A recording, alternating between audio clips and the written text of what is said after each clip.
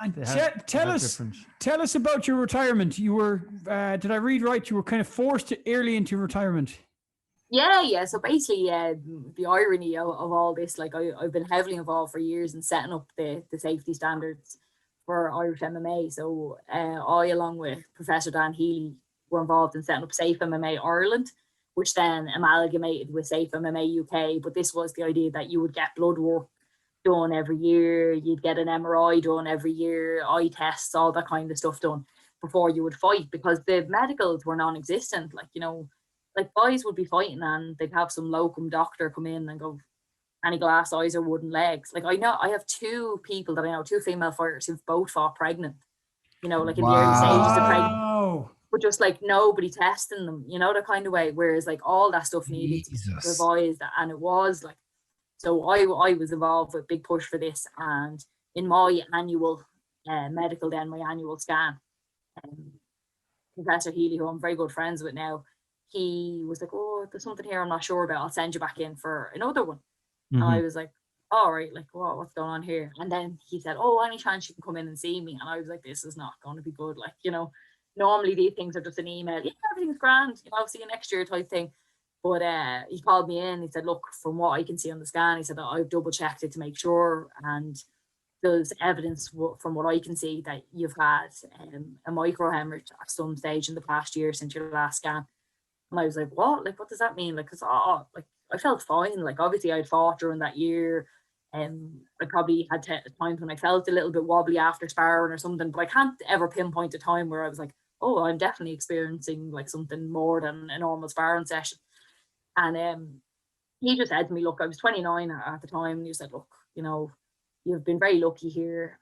Like, you could have been a lot worse off here. Like, anytime there's a micro bleed or anything like that, there's a good chance that part of your brain will be damaged and you might lose the function of that part of your brain.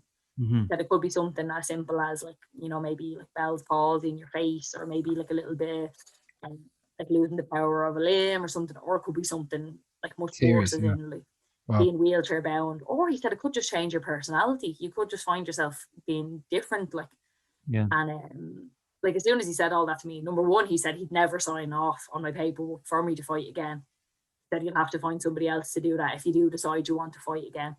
But to be honest, like I was just it was a no-brainer for me to just not do it. Like, I was coming to the stage where like I was at the top of my career. I was potentially a fight or two away from winning a UFC title, especially after the performance that I had at UFC Dublin. I'd finally kind of got my weight cut under control, and I just didn't want to be in a situation where like it wasn't worth it, like to be like.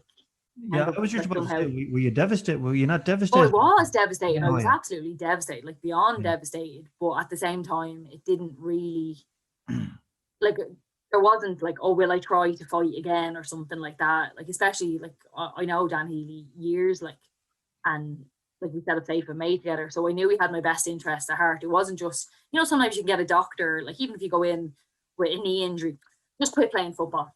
Yeah, like I knew that wasn't where he was coming from. He was like, look, this is what I think you should do. This is the best for you, like as a friend and as a doctor. And yeah, I was devastated. And I'd say there was probably 2 years after that, like where I just kind of like was aimlessly like not sure what to do. I was coaching, I was working as a personal trainer, and I just knew it really wasn't what I wanted to be doing. I was having a chat with a friend of mine, and he was just saying, like, what did you want to be when you were a kid? Like, well, that might be somewhere like to start. I was like, I always wanted to be a teacher. So I started thinking about that, and I was very lucky. My old secondary school, they let me do a stint for about 3 weeks teaching PE to the junior cert, like the first to third years, to do jiu-jitsu with them for PE. And I didn't really like working with the team. I tell you, if I was in your class, I wouldn't be messing.